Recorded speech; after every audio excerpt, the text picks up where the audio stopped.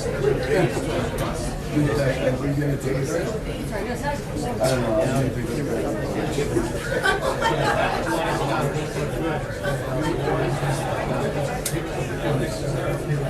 all know this one's representation.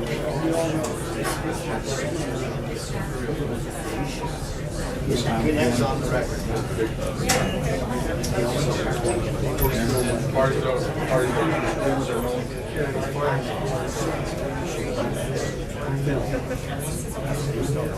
He's telling the story about shooting walking through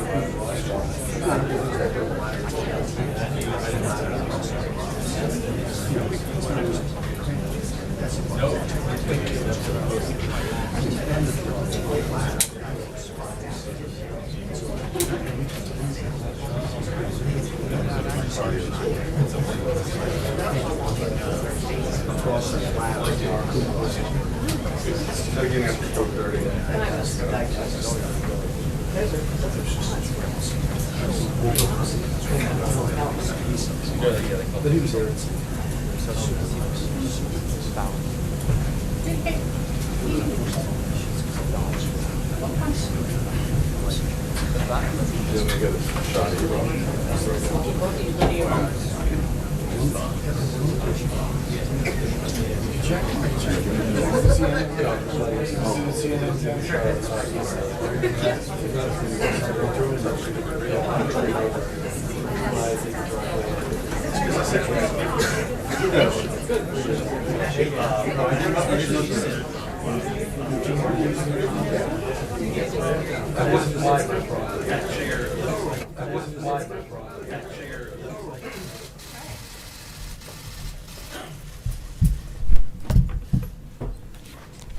Good afternoon. There's at least one person. Say hi back. The president and the entire administration. Oh, there we go. What a happy class. Yeah. Now we're ready. The president and the entire administration continue to monitor the situation in Puerto Rico, the United States Virgin Islands, Florida, Texas, and all areas affected by Hurricanes Irma and Harvey. FEMA Administrator Long is traveling to the affected areas today, and the president will be making a trip to Florida on Thursday.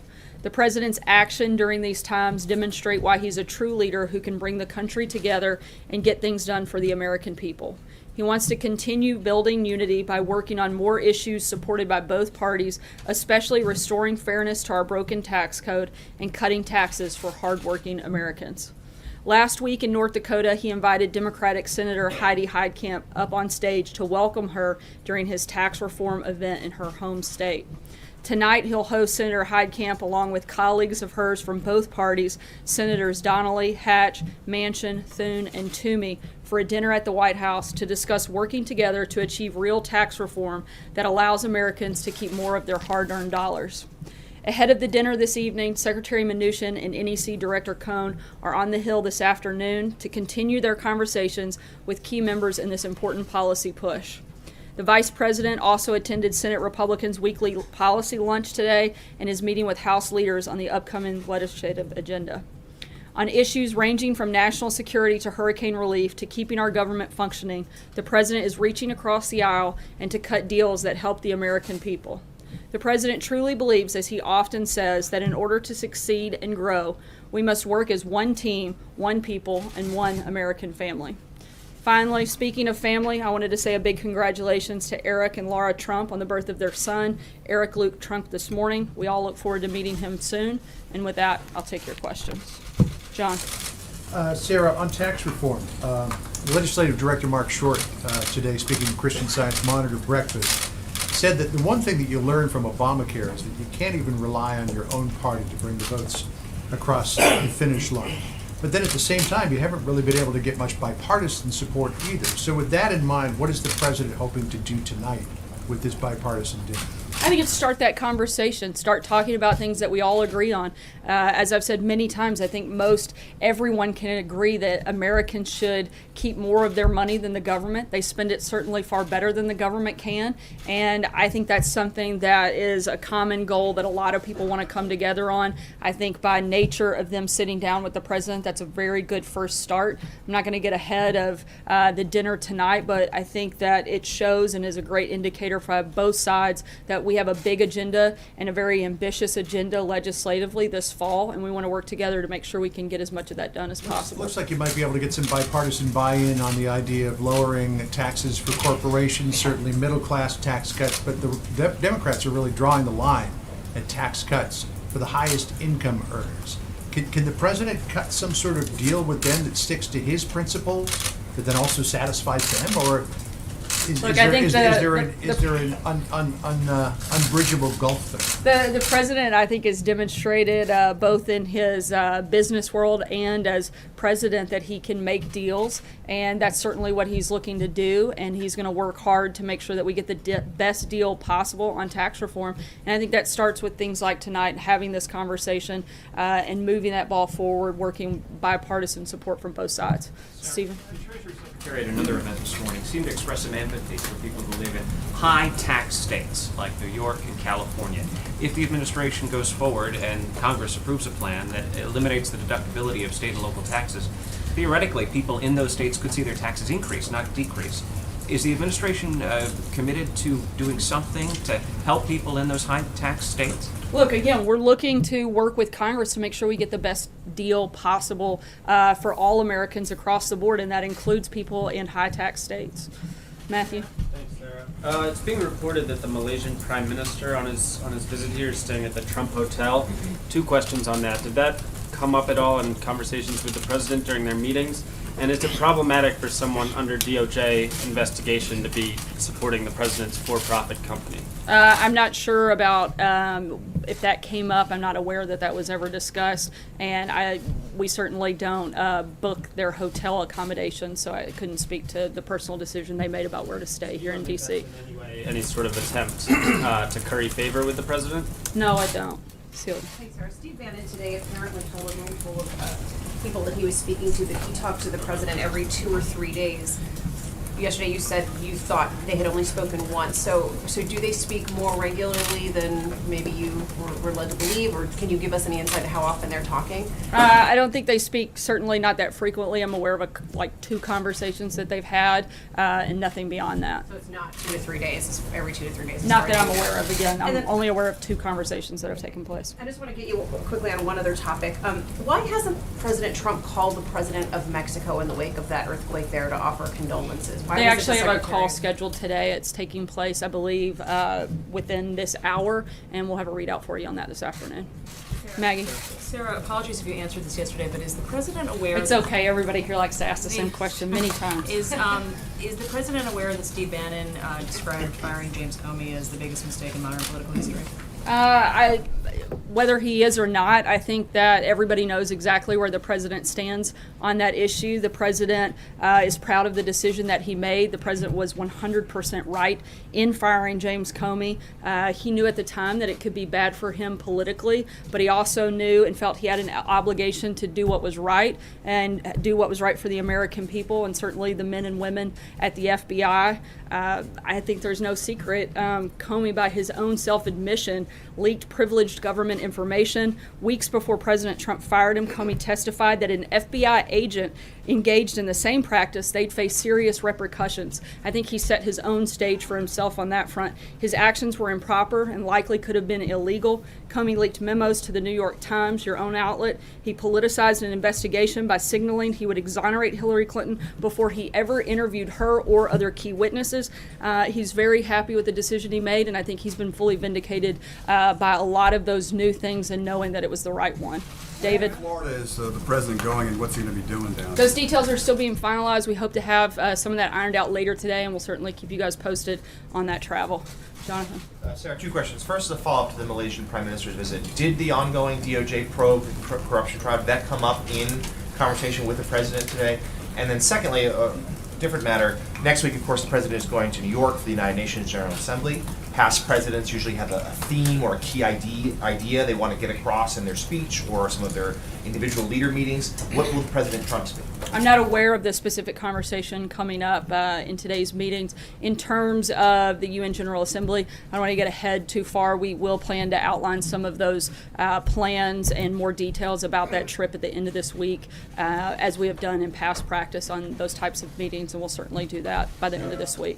Callie? Okay, let me just follow up too. You said that the actions of James Comey could have been illegal. You the other day referred to potential false testimony. The DOJ is not commenting, but I would put to you, would the president encourage the DOJ to prosecute Comey? That's not the president's role. That's the job of the Department of Justice, and something they should certainly look at. Is that something you'd like to see? I'm not sure about that specifically, but I think if there's ever a moment where we feel someone's broken the law, particularly if they're the head of the FBI, I think that's something that certainly should be looked at. And on North Korea, I'm sorry, my second question on North Korea. Is this administration determined whether North Korea did test a hydrogen bomb? We haven't released those details yet. Has the assessment been made though? I'm not sure, Hallie. Thank you, Sarah. Yesterday, when you were talking about James Comey, you mentioned that he gave false testimony. Didn't hear you say that again today. Do you still stand by that? I did say that actually You did today. say Yeah, and he did. Sorry. Separately, when it comes to Steve Bannon, the Wall Street Journal reported that they spoke the other night. That's what Steve Bannon told the gathering in Hong Kong. Do you know if they discussed the 60 Minutes interview, and has the president said that it's something he would like to discuss with Steve Bannon? He hasn't said whether he'd like to discuss that, at least not to me on that front. John Gizzi. Thank you, Sarah. Two questions, if I may. First, going back to John's original question regarding the Christian Science Monitor breakfast this morning, Mark Short was also asked about whether the president still supports Senator Luther Strange. And when I asked you that question, you said legal constraints kept you from answering. He said this morning that he's standing by Senator Strange and he fully supports him in the runoff September 26th. Is that the White House's official position? Again, the president has liberties that I don't, and legally I'm not allowed to comment on specific political elections that are ongoing, so I'm not going to weigh into that conversation. I'm sorry, I'm not in a place where I can comment directly from behind the podium about elections that are upcoming. My other question is a political question as well. Two United States senators, Heller of Nevada and Jeff Flake of Arizona, face spirited primary challenges. State Representative Justin Simmons, a strong supporter of the president in Pennsylvania, declared his candidacy against Congressman Charlie Dent, who announced his retirement on Friday. Will the White House back challengers to sitting Republicans in primaries? Again, I'm not going to weigh in on elections that are ongoing from the podium. That's something that the Hatch Act prohibits me from being able to do. James? Sir, on North Korea, what did the president mean today when he said that the latest UN sanctions resolution was not a big deal? I think he actually said this is a small step and part of the process. But look, I think that the ultimate goal here is a denuclearized Korean peninsula. That's what we have to push towards. We're going to continue taking those small steps, but at the same time, we know that those very parties that voted to do this all have to do more. The president's called on them to do more, and we continue to hope that they will. Is the president comfortable with his son, Donald Trump Jr., testifying publicly up on Capitol Hill? I'm sorry. Is the president comfortable with his son, Donald Trump Jr., testifying publicly up on Capitol Hill? Senator Feinstein has indicated that she'd like to see that happen. And separately, but on the same... I think she said she'd just like to see him testify. Look, this administration's been very clear. We're going to be transparent and cooperative with this process. We know that there was nothing improper took place, no wrongdoing, and we're ready to see this come to its full conclusion and everybody else to see that as well. So the president would be comfortable...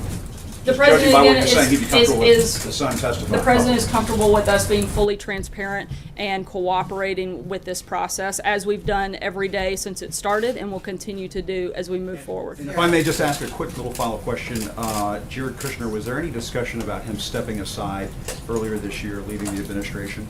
No conversation that I'm aware of, and certainly no presentation as both the president's attorneys have gone on record to say. David? Yeah, Sarah, Mark Short also said today that I believe that administration would not tie funding for a border wall to some I sort believe he actually said it would be premature to determine whether or not that would happen. So what I guess what I'm saying is it seemed to leave the impression that the administration would be open maybe to a bill for the DACA recipients that would legalize them without any other strings. Is that what you're saying? I think what we're saying is what we've been saying all along. We haven't mixed messages here. We want responsible immigration reform. That hasn't changed. The president's very much committed to the wall. We're also committed to some other principles that we've laid out, and none of those have changed. John Decker? Thank you, Sarah. Just a couple of questions, if I could, about the dinner tonight on your efforts on tax reform. You mentioned guests this evening, 3 Democratic senators, Senators Donnelly, Senators Manchin, Senator Heitkamp, all up for re-election next year. Do you know how those particular guests were chosen, first of all? I think just by their willingness to want to sit down and have these conversations with the president, certainly something that we are looking forward to, and hopefully will be very productive steps forward in the process of having a very ambitious legislative agenda for the fall. Senator John Tester of Montana indicated today that he was not invited, but is open to talking about tax reform. Does that mean that he perhaps could be a future guest of the president's for dinner? Will the president reach out to Senator Tester in that regard? The administration's been clear. We want to sit down with anybody who's willing to be serious about real tax reform for this country, about providing real relief for middle-class America, and actually looking to make bold changes. Those are the conversations we want to have, and I would imagine if Senator Tester wants to be involved in those and is serious about it, we'd certainly be willing to have that conversation with him. Alex? Last year on the campaign trail, the president said he wouldn't support amnesty. But last week he asked Congress to legalize DACA. So why the change of heart? I think that the president has spoken out very clearly that he wants us to make this decision based on a variety of factors, but the number one thing is that he wants responsible immigration reform, and part of that is including that in the process. Trey? To want responsible immigration reform. I'm sorry? What convinced them to want responsible immigration reform? I think the president's always wanted responsible immigration reform, something that is important for the country moving forward, but he also wants to make sure American jobs are protected, American citizens are protected, and that's why it can't be just one piece but comprehensive. Trey? Thanks, Sarah. Earlier you referenced 2 things about the former FBI Director James Comey. First, you said the leaking of information likely could have been illegal. You went on to say something that could be looked at. Are you encouraging, is this White House encouraging the Department of Justice to investigate the former FBI Director James Comey for leaking information? No, as I told Hallie, this is anybody that breaks the law, whatever that process is that needs to be followed, should certainly be looked at. If they determine that that's the course of action to take, then they should certainly do that. But I'm not here to ever direct DOJ in the actions that they should take. I could follow up on an earlier question, too. A lot of conversations here in Washington about the midterm elections in 2018. What role is the president looking to play in the 2018 elections? Will he be supporting specific candidates? And will he be using his support as leverage to have those members of Congress support his domestic agenda? Look, I think the president is going to support the agenda and accomplishing things that help America. But in terms of specific elections and whether or not he's going to weigh in, as I've said to a couple of your colleagues already today, I'm not going to be able to weigh in from the podium on that. April? Sarah, 2 topics. One, can you talk to us about the Tim Scott meeting tomorrow evening and what's the crux of it? Also, it's supposed to be about Charlottesville, HBCUs, and just the African-American perspective. What would you say is supposed to be taking place? I'm not going to get ahead of their meeting. We'll certainly be happy to provide information after the meeting is over. But at this point, I think it's certainly a conversation that Senator Scott wanted to have with the president, and the president wanted to have the opportunity to meet one-on-one with the senator. I'm not going to get into anything beyond that at this point. Is the HBCU conference happening, or is it not the White House portion? It is going forward. It is happening. It'll take place here at the White House. And last question, just for an understanding, how does the president receive and give calls from his cell phone during work? I mean, I know it sounds very trite and small, but there's been a lot of controversy about how the president is being handled, I guess, by General Kelly, and how he keeps certain people in, certain people out. And then you're hearing Steve Bannon say that he's had many calls, and you're saying that, well, he's talked to the president several times, and you're saying you're not aware of that. So it leads us to believe that it's this conversation, this phone thing. Could you talk to us about the use of his cell phone? Is this like during the day, after hours, or what? Because, I mean, there have been stories about this cell phone use and people calling in. There have been a lot of things that you guys have written that I've seen to be controversial. That one hasn't been something I've seen a whole lot about. But the president has access. I mean, he can make calls from a landline, too. I'm not really sure what the question is here, whether or not he made a call from a cell phone or a landline. From the White House, those calls are more so logged. You have a login time versus a cell phone. It's his personal phone, correct? The president, again, I don't sit in on every single call he makes. I'm telling you about what I'm aware of at this point. Certainly we'll keep you posted, as we do with numerous calls that the president makes throughout the day and through the evening. Kristen?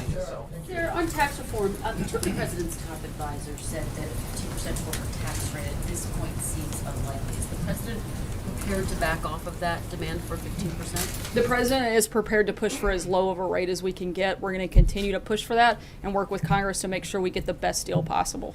Based on conversations, it seems like they're hovering around 20%. Would he accept a 20% corporate tax Again, the rate? president's focused on getting the best deal possible. We're going to continue working to make sure we get that done.